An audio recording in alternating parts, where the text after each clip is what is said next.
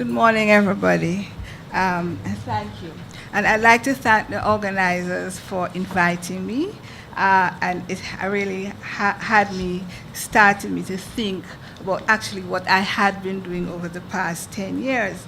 My paper will deal primarily with the UWI at Mona, but I thought I could also supply some information about the National Library of Jamaica as well. So the initial title of the paper is A Brief Guide to the Hidden Literary Manuscripts at UWI at Mona. And I chose to do this because when Alison came to see me a few months ago, and I started speaking to her about the collections, I mentioned that we had the Roger Mays collection. And she said to me, somebody had told her that we actually had a photocopy. And of course, I was a little taken aback. And then I realized, well, nobody knows that we have these things. So the whole idea of the hidden collections came about. So this is what I'm going to do, is to talk about how we have started to do something about all these hidden treasures that we have at Mona. So I'll give an introductory information about the libraries. Don't think most people know about the libraries in Jamaica. And then I'll talk about the attempts that we have been making to publicize these collections, and then a little bit about the collections themselves. So the West Indies and Special Collections section, commonly called WIC, at the library at Mona. Well, first of all, the UWI is a regional institution, and for several years, the library at Mona was the library. Okay, it was established in 1948. It's the oldest of the libraries in the system. And Ingram indicates that from the outset, the library recognized its responsibility to collect West Indiana and began by purchasing or soliciting collections of several known collectors. And there's quite a lot of goodwill towards the university, by the way. So it yielded several important collections, mainly books and so on, from the region. We got things from Dominica, Grenada. People sent these things up to Jamaica, to the library. The West Indies and Special Collection section was actually not established until 1974, although the library had been collecting all of this time. So what they did in 1974 was they segregated all the West Indian material into a special collection. And it was called West Indies and the Special Collections.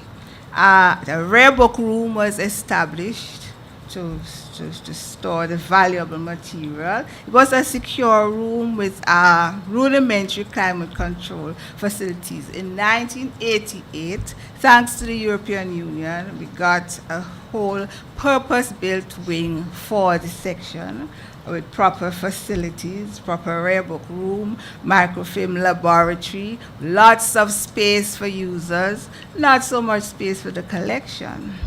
All right, so what happened after 1974 was it was a self-contained unit that did its own cataloging and so on. But the emphasis was on collecting. So they collected, but the cataloging never kept up.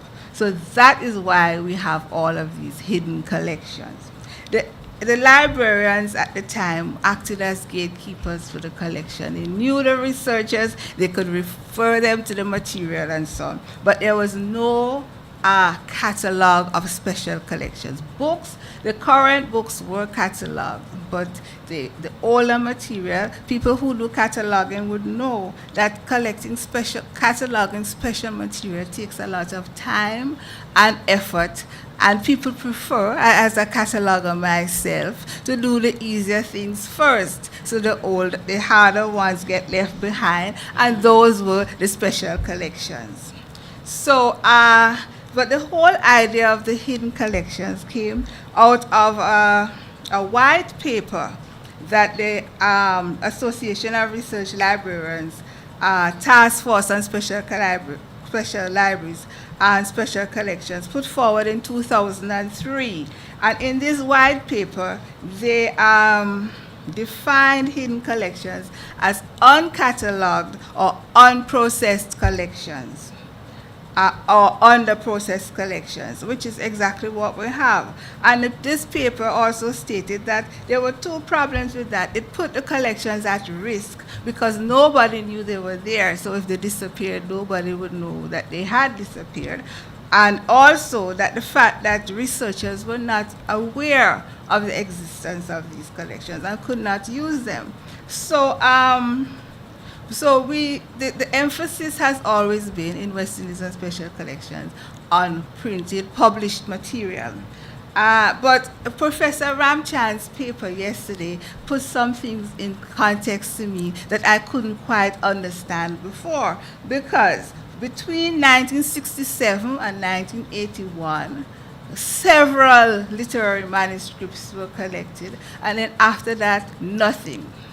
Mr. Ingram, who was a bibliographer par excellence and who actually set up the collection, explained this by saying that there was no budget after 1980. But when I check it back, that period is the same period in which Professor Ramchand was badgering people to collect. So it coincides quite easily. So the first manuscript that was acquired was V.S. Naipaul's Miguel Street. This is no longer in the collection, by the way. There's a history to that. But from 1967 to 1980, we acquired several manuscripts. Professor Ramchand mentioned them yesterday, and the largest of those was our prized Roger Mays collection. So Alison would recognize.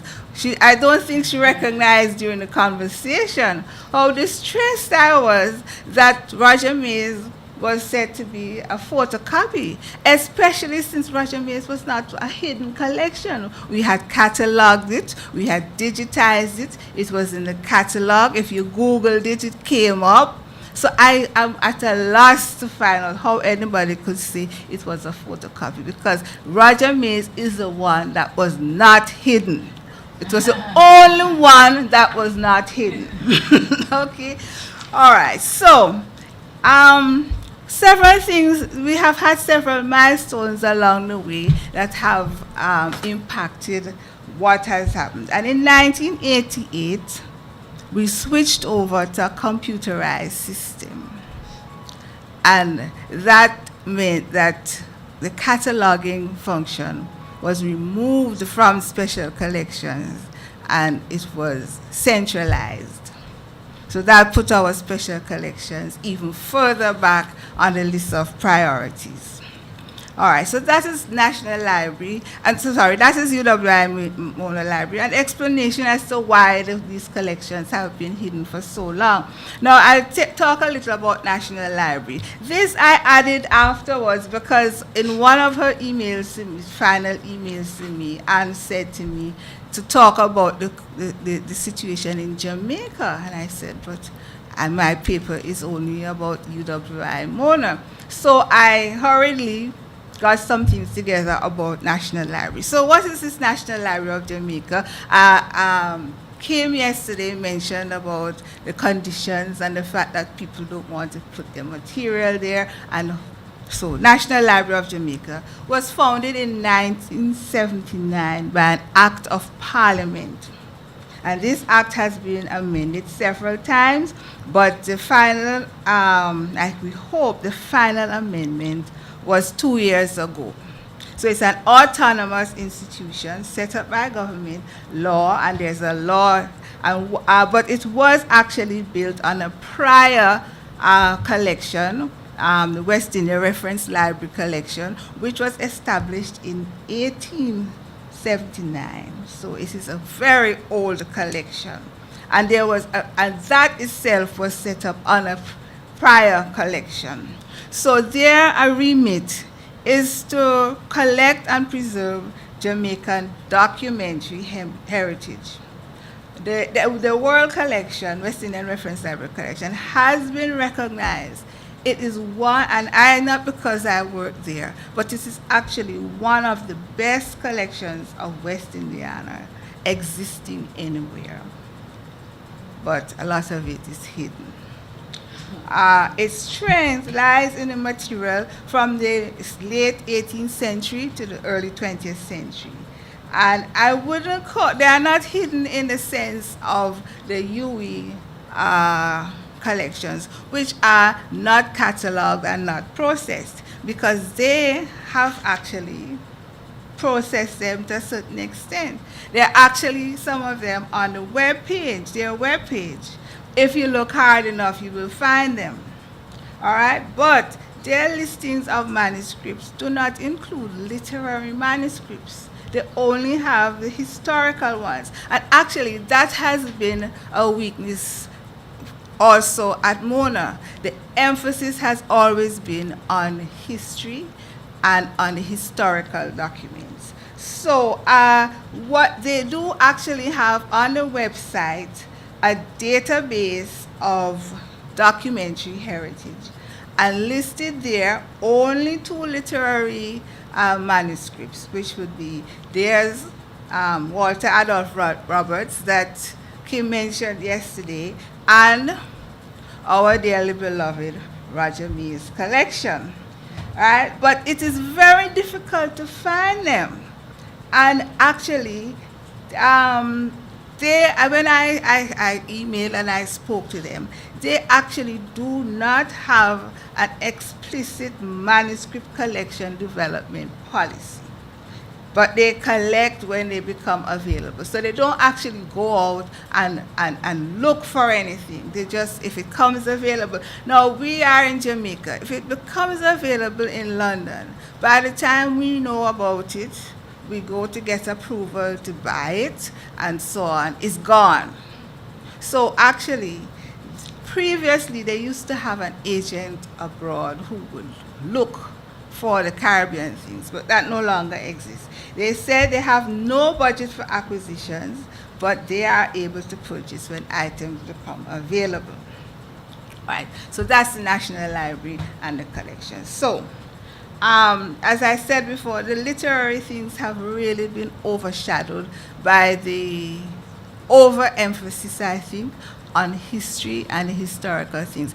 But the Department of History at Mona has always been a very strong department. And even actually within the library, if we are not careful, we will spend our whole budget on the history department because they keep sending.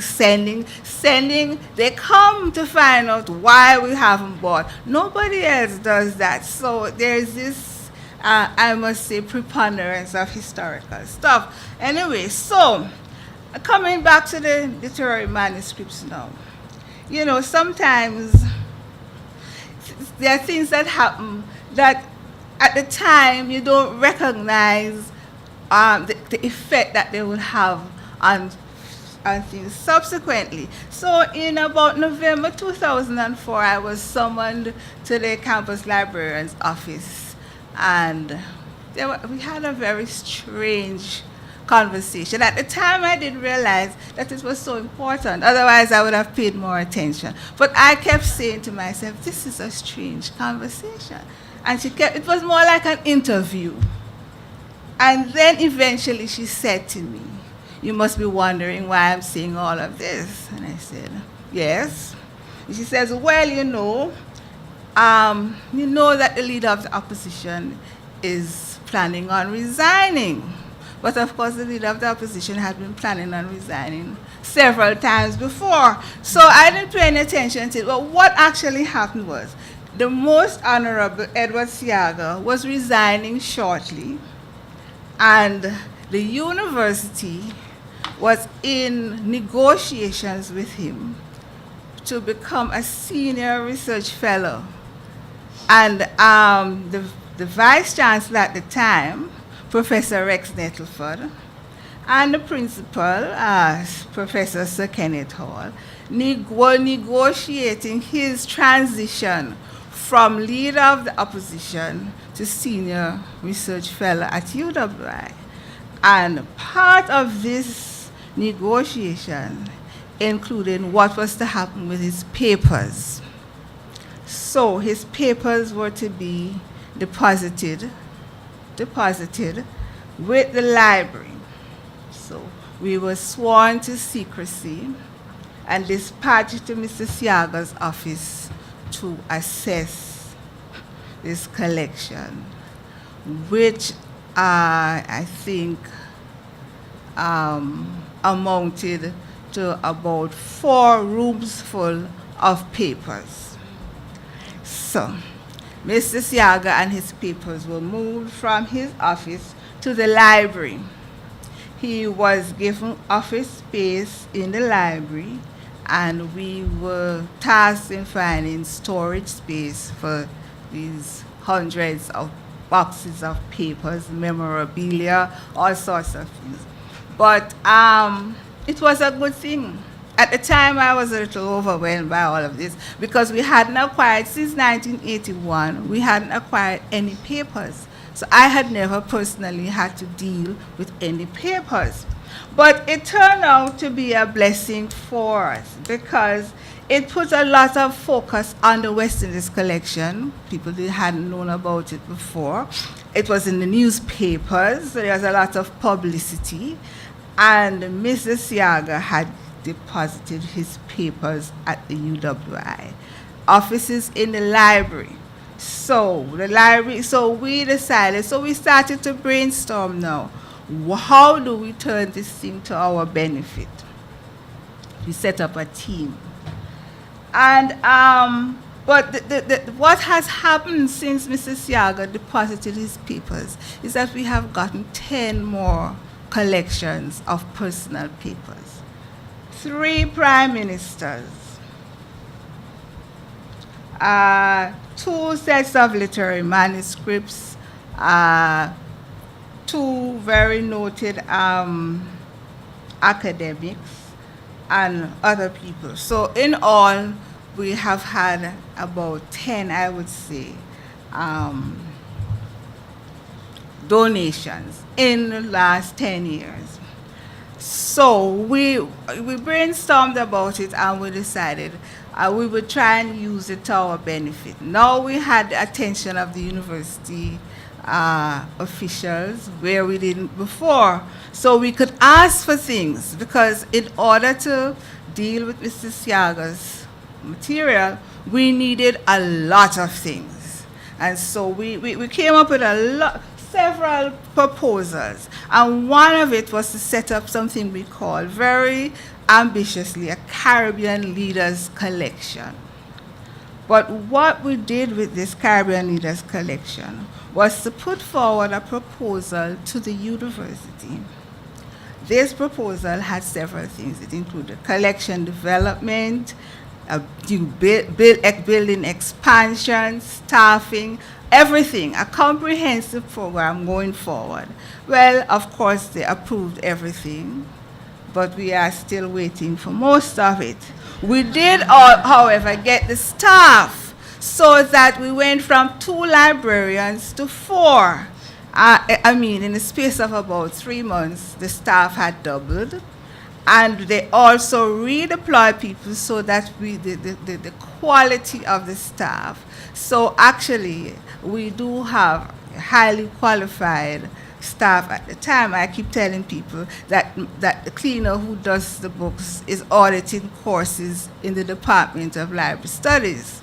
So that is the quality of the staff we have now. So we have benefited, and what we have done is, although ostensibly all of this was to deal with Mrs. Siaga's collection, we have been able finally to start working with the other collections. So what have we done? Of course, since 1980, there was no budget, no collection development policy or anything. So we have the proposal for the Caribbean Leaders Conference collection did say that we would collect material from people who were considered leaders in their field of work or performance or organizations. And we did say Caribbean. We're not going to be going out to get things from other islands, but if people donate them, we will take them. So we are really concerned mainly with Jamaica. Now, this seems to be in competition with the National Library, but we are not really competing. But if people are not, as Kim said yesterday, some people are not really comfortable giving their material to the National Library, it would be better that if we got it than for them to send it abroad. So we don't go out in competition. As a matter of fact, we have not solicited any of these gifts. They have all been donated. I would say, for example, that in the case of the John Hearn collection, I got a phone call from his daughter to say, Miss Salmon, we're moving, and I'm not moving with all these papers. Are you willing to take them? I said, well, yes, no problem, we will take them. So I'm thinking this is something in the future. And then about 2 hours later, she calls me back to say, well, actually, I'm on campus. Where do I drop them off? And I said to her, okay, drop them at the back, at the delivery entrance. And I'll come out there and meet you. And by the time I had gotten there, she had got there, dropped off her sterilite containers, and gone. And that's it. The whole John Hearn collection, a very large collection. The Tony McNeil, most people would not know of Tony McNeil. Tony McNeil was supposed to be the next best poet out of the Caribbean. Everybody who has reviewed his material says but unfortunately he committed suicide and he left his things in disarray. And his sister had gotten in touch with Professor Mervyn Morris, Professor Emeritus in Literature, and said that she had these papers, what was she to do with them? And he called me, and I said, yes, bring them over. And Professor Morris turns up with a battered suitcase with the paper just thrown in. And I actually, looked at it and thought, well, what are we going to do with this? But I'll tell you about that later. It turned out to be much better than I thought. Anyway, so we decided to try and make the best of the situation. So, and to now use the impetus that we got from getting Mr. Siaga's papers to turn it to our benefit. So we did a lot of work. We had to learn a lot in a short space of time. We developed a new collection development policy, both for the regular West Indian collection, books and so on, but especially for the special collections. We had to consult with the legal department. I had to go and learn a lot about copyright. Now all the copyright questions come to me. And we had to consult other libraries in the region. We had to write several manuals because we had never done anything with them. We had just collected them and they sat there. So we had to do processing manual, technical manual for digitization, user policies. Again, we had to revise policies for reproduction, staff training. We had to send people abroad. Especially people who were going to deal with the digitization, because there's nobody else doing it. So people went abroad. But what we did with all these attachments, several people came down. I think it's 3 librarians came down to St. Augustine at different times. Lorraine must know. We kept bothering her. And what has happened is that now, whereas in the past the UE libraries were like separate units, we tend to do a lot more cooperative work. So we email backward and forward. There's a new system that you can actually phone direct, but I've never been able to get it to work. It works, but I haven't been able to get it to work. But so we collaborate quite a lot with St. Augustine because they are ahead of us in this regard. But we have had attachments abroad, conferences, training, and so on. But one of the things we have done is that when people come back, because we meet as a staff usually once per month, And when people go abroad, when they come back, they have to report to the whole section what they learned. So that so everybody's there. It's a meeting of all the staff, the librarians, the technical people, clerical service people. We meet together once a month, and we sort of go around the table and people say what they have done. So everybody is aware of what is happening, and so there's a buy-in from the staff that is really quite good. So whenever people go abroad, in addition to the official report that is sent up to the campus librarian, they report to the section what they have learned or what things that they have seen that they feel that we could do as well. So we have actually done quite a lot of work and training. We have started doing the finding aids, and what we do is we also go through the finding aids and people critique them so that we could see, what we have missed and so on. And of course, we have all been trained in grant writing because there's no budget. So we have to write lots of grants. The good thing about it is that what we also did was that we insisted that all the librarians in the section, well, actually, we already had 2 trained catalogers and staff who were not cataloging because cataloging was centralized. So what we did was we insisted that all the librarians in the section must be able to catalog. And the end result of all of this was that suddenly it wasn't necessary to have the cataloging centralized anymore. So all the librarians now have access to the online cataloging module. So when they process the collections, they catalog them as well, and they go up. Actually, usually they are cataloged and represented in the catalog even before we have finished actually processing them, so that at least they're not so hidden anymore. And as we add information, we add it to the catalog. So we also have a digitization program, and the Roger Mace collection has been digitized. That was our first project. And for people who are working with limited resources, there is a lot that can be done with the limited resources, because we still don't have a digitization lab.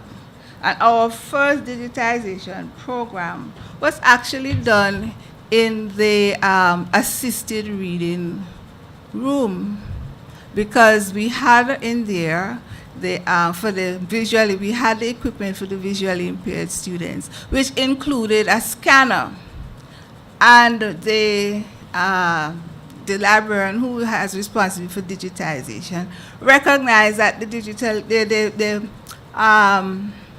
visually impaired students never came into the library until the afternoon. So a scanner was sitting in there. That's the scanner that was attached to their reading equipment. Scanner was sitting in the reading room, not used all morning. So we trained a student who went into that room every morning and scanned the material. And then they had to take it, they did it onto an external drive, and then they took that external drive to some other computer and did the editing after. And that was how we completed several of our first sets of digitization programs because we decided we were not going to wait until we got the equipment, because equipment was there that could be used already. And so we have been able to do quite a lot with the limited resources that we have. So we have digitized quite a few. Now, since 2004, we have been able to process 2 literary collections, the Vic Reed Papers and the John Hearn collection. And in addition, we have done a preliminary listing of the Tony McNeil papers that I mentioned before. And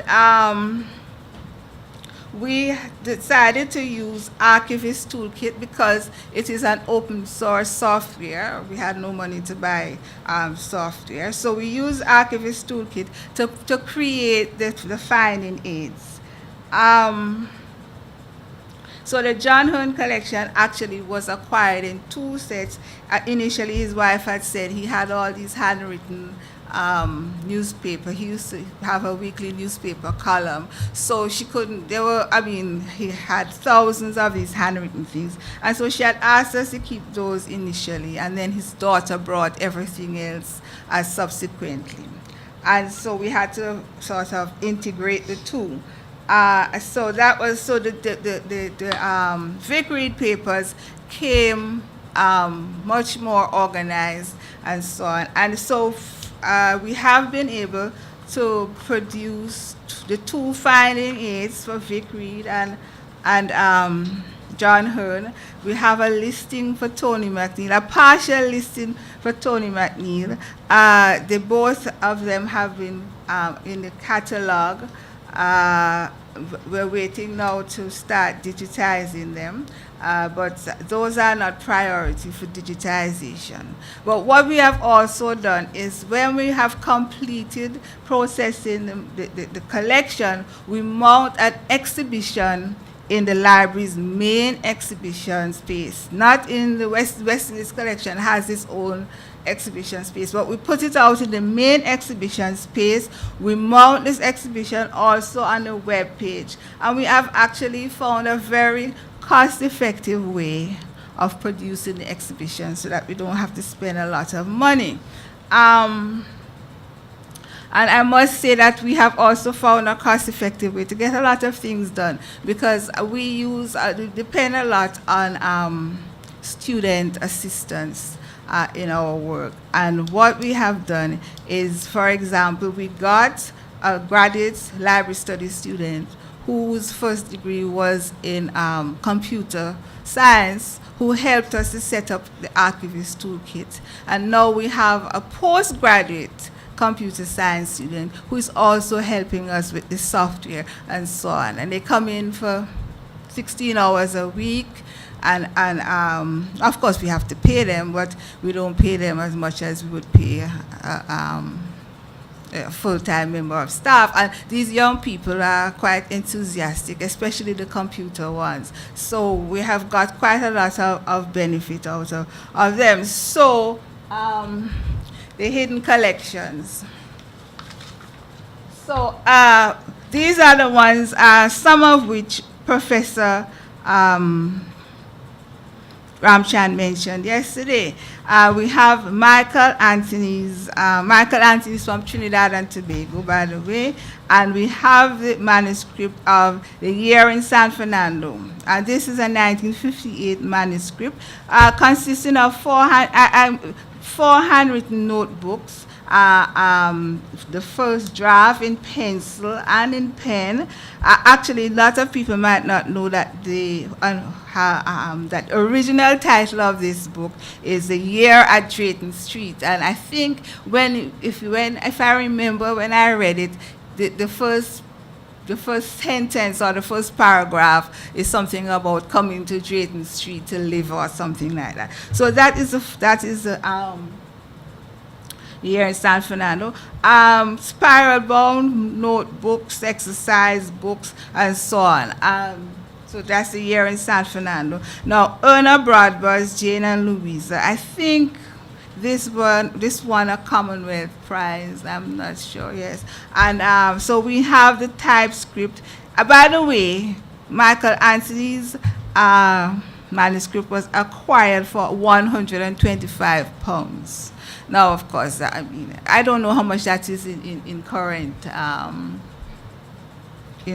current currency. But so we have, so all of these are hidden. They're not listed anywhere or anything. Jane and Louisa Will Soon Come Home, Commonwealth Prize winning novel from 1976. We have in that, we have 2 copies. We have the original typescript with handwritten corrections and amendments, and then we have a corrected copy. Austin Clark's polished whole. Austin Clark is from Una Broadway from Jamaica, by the way. Austin Clark from Barbados, the polished whole, was actually donated in 2 installments. He came to visit in March 2002, and I think he gave us 1 chapter.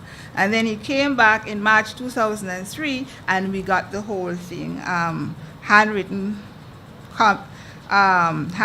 comments, corrections, lots of deletions from the editor, and so on. Then the Wilson Harris set that Professor Ramchand mentioned yesterday. It's actually 6 novels by Wilson Harris.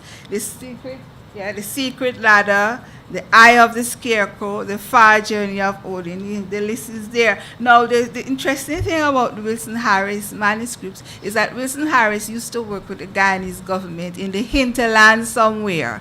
And so I think he must sometimes have run out of writing paper, because he wrote on the back of the government forms. He wrote in pen, he wrote in pencil. I think he was a land surveyor. So he even wrote in the red crayons that they would use to draw the maps and so on. So it's very interesting. I think whatever paper he could put his hand on, he wrote on them, and they're all tied together with string and so on. 6 of them. But we also have some of the typescripts, the drafts, the publisher's proofs, and the galley proofs, and so on. The other one is Orlando Patterson. Orlando Patterson is from Jamaica.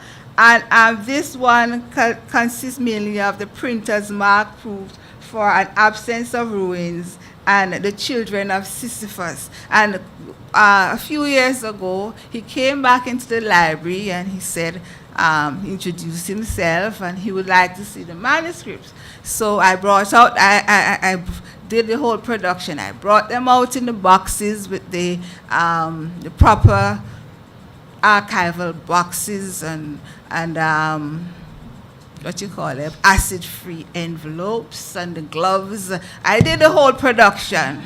And he looked at them, and then he said to the person who he had come with, I see they're taking good care of them. That apparently all he came to see was whether we were taking care of his manuscripts. He didn't actually want to see anything. So he was satisfied, and he has come to the library subsequently, but he has never asked to see them again. Now we have Trevor Rowan, Jamaican playwright, and we have 3 plays by Trevor Rowan. But when Lorraine started talking about synergies on Monday, the Sleeper was directed by Dennis Scott, next slide, who we also have in the collection. Dennis Scott is a playwright and a poet. So we have the typescripts, Chariots of Wrath, and I have there a festival award-winning play. Every year in Jamaica, we have this festival of the arts, and people write plays. There's a literary part of it. There's music, there's dance, there's art, and it goes on from about May, and it culminates at Independence in August. And a lot of the Jamaican writers actually have their first sort of exposure in this festival. So the first play was actually award-winning in 1966. So we have the typescripts of all of these. So Dennis Scott is actually in 2 places, because what we have in the Trevor Rowan collection is his production script of the play Sleeper as well. Now, for Uncle Time, that includes the notes from Professor Mervyn Morris as well. So then, lots of people don't know this one, but we have Derek Walcott's Another Life. We have everything. Actually, Another Life started off as a novel. I'm sorry, started off as prose. So we have the notebooks, we have spiral bound notebooks, about 4, where it starts off in prose and eventually evolves into poetry. And then we have the master proofs, the corrected page proofs, the galley proofs, the final printout, and then, of course, the first edition. So we have another life from conception to publication. All right. So now, National Library. National Library has quite a lot. There's a manuscript catalog on the NLJ website. But as I said earlier, you have to look for it. It's not immediately obvious to you that it is there. And all it does is provide an entry. There are no descriptions. There are no findings or whatever.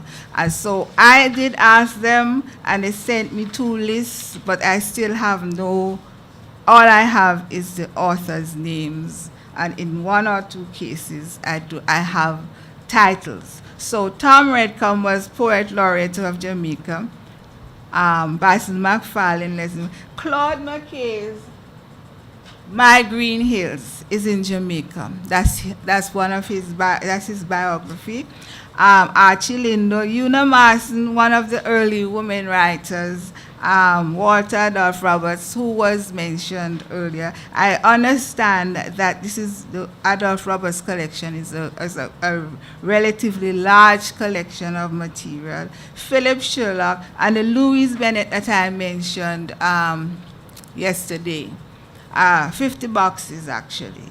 Yeah, but those are not only literary, there's a lot of her business and other papers as well.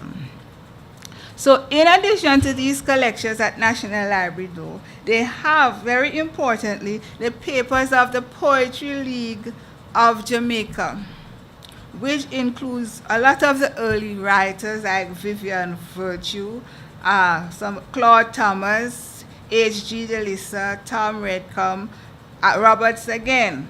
And their list also includes something called the Minute Book of the Colonial Literary Reading Society and a magazine of the Jamaica Local Literary Association for 1913 and 1915. All of these, most of these things that they have there are pre-1930. So this is the early, we're not talking about post-colonial that everybody's talking about. This is the early Jamaican literary history and so on. So it is, I think, a very important and useful collection, but it's just not visible. And Kim mentioned that it is, even if you go down there, it is not accessible, because if you went down to ask for the Louise Bennett collection, some of the staff may not even know that it is there. And I worked in it for 15 months. It's a very,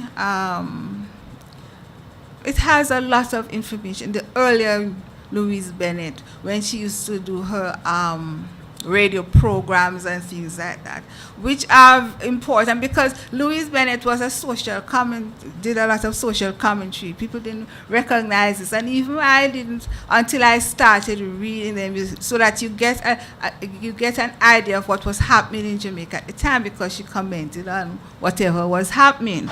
So they do have quite a lot of stuff. I am sure that there are other things down there, but they haven't listed them.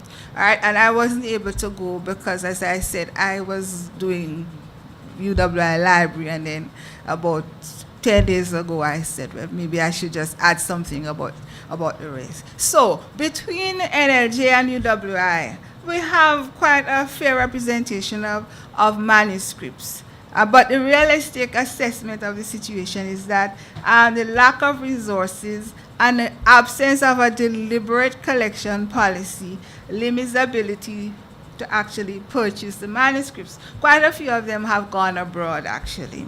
And while I believe that there will continue to be deposits from patriotic authors, actually right now we are in negotiation for 2 more collections. I know we will get one, definitely. The other one I'm not so sure. Because the families will deposit. But we can't really discount the pull of the overseas collectors who have the resources to purchase these collections. So I feel that this diasporic literary archives project would benefit us, because at least we would be able to identify where the resources are, and this will help our researchers in being aware of their existence. And and we will just have to apply, use ICT, digitization, and so on, so that we could at least provide access for research and teaching.